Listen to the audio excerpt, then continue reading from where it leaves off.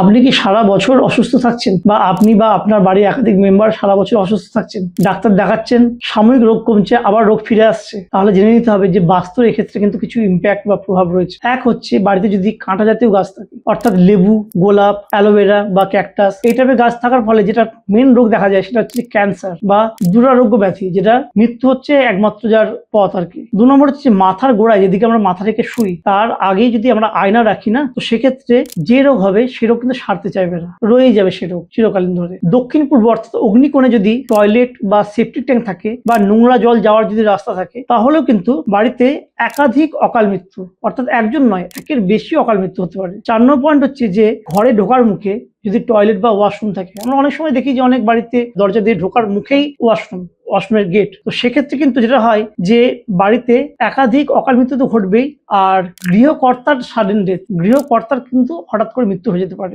বাস্তু দোষটা তৈরি হয় কিভাবে? এই যে উপরোক্ত যে কোনো জিনিসগুলো ঘটলে কি হয়, বাড়ির যে মাটি সর্বপ্রথম সেটা কি করে, এই নেগেটিভিটিটাকে শুষে নেয়, শুষে নিয়ে সেটা কি করে যে বাড়ির মধ্যে এই নেগেটিভ এনার্জি যেটা আছে পুরোটাকে স্প্রেড করে, অর্থাৎ ছড়িয়ে দেয়। এই ছড়িয়ে দেওয়ার ফলে কিন্তু এই রোগের বাসা বাঁধে। বাস্তু দোষে আপনি যদি পুজো করেন সেটা কিন্তু আপনার কিন্তু হিতে বিপরীত হবে, অর্থাৎ বাস্তু দোষ একে একটা বড় প্রবলেম। তার উপর যদি আপনি কোনো শুভ কাজ, অর্থাৎ যে কোনো একটা সত্যনারায়ণ বা শিব পুজো বা কালী পুজো বা লক্ষ্মী পুজো কিছু একটা করালেন, সেক্ষেত্রে একটা মাইনাস নেগেটিভ পাওয়ার, একটা প্লাস পাওয়ার, দুটোর মধ্যে ধাক্কা লাগে এবং নেগেটিভ এনার্জি আরো বেশি করে বাড়ে এবং তাতে আরো বেশি ক্ষতিকর হয়। তাই বাস্তুতে যদি দোষ বা এইসব সিমটম যদি দেখতে পাচ্ছেন, তাহলে কিন্তু আগে সেই সিমটমের চিকিৎসা করান, তারপর কিন্তু বাড়িতে পুজো আর্চা করবেন। পরের পয়েন্ট হচ্ছে যে বাড়ির তৈরির আগে দেখে নেবেন যে বাড়ি তৈরির আগে সেখানে কোনো কবরস্থান বা শ্মশান কিছু ছিল নাকি, অর্থাৎ আপনি যেখানে বাড়ি করছেন তার তলায় যদি কোনো রকম ভাবে অস্থি পোঁতা থাকে, তো সেক্ষেত্রে কি হয়, বাড়িতে বিভিন্ন রোগের বাসা বাঁধে, বিভিন্ন রোগ, মানে যে রোগগুলো ছাড়তে চাইবেন না। তো বাড়ি করার আগে জায়গাটা দেখে নেবেন, বা ফ্ল্যাট যেখানে করছেন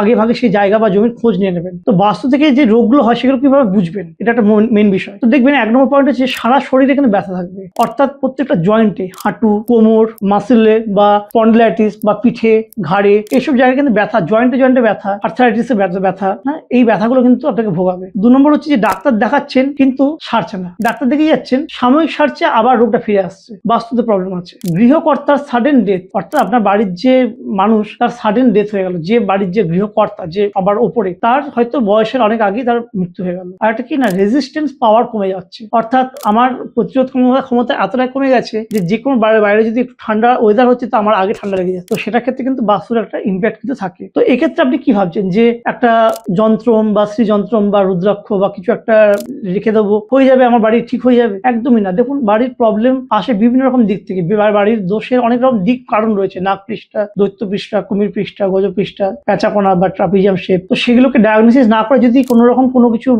রেডিমেড জিনিস যদি বসান, আপনার সময়টা নষ্ট হবে এবং যা ক্ষতি হয়ে যাবে। তাই বাস্তুকে আলাদা করে কিন্তু বাড়ির ম্যাপ নিয়ে কিন্তু কোনো ভালো অ্যাস্ট্রোলজার কাছে কিন্তু যোগাযোগ করবেন, সেক্ষেত্রে সে আপনাকে বলতে পারবে যে আপনার কি প্রবলেম এবং কিভাবে প্রতিকারটা করা যায়। আর বাড়ির দোষের ব্যাপারে দুটো মিথ আমি বলছি, যে প্রচলিত ধারণা আছে যে বাড়ির দোষ দেখাতে যাবো তো বাড়ির থেকে একটু ধুলো নিয়ে চলে যায়, ধুলোতে কিন্তু কিচ্ছু হয় না। বাড়ির দোষ যদি দেখাতে হয় সেক্ষেত্রে তুলসী গাছে পরিষ্কার মাটি নিয়ে যেতে হয়। 2 নম্বর হচ্ছে অনেকে বলে যে বাড়িতে মৃত ব্যক্তির ছবি রাখা চলে না, ছবি রাখলে বোধহয় খারাপ হতে পারে, অশুভ হতে পারে। এটা একদমই ভুল ধারণা, একদম 100% ভুল ধারণা। আপনি আপনার স্বর্গীয় আত্মীয় পরিজন বা আপনার পূর্বপুরুষ তাদের যদি ছবি রাখেন, তাদের আশীর্বাদ পাবেন, তার থেকে বাস্তুর কোনো ক্ষতি হবে না। তো বাস্তু রিলেটেড যদি যে কোনো টিপস যদি দরকার হয় বা যদি মনে হয় যে জানতে আপনাদের ইচ্ছে করছে, তাহলে আপনারা বাস্তু লিখে টাইপ করবেন, আমি পার্সোনালাইজ ওয়েতে আমি রিপ্লাই দেবো।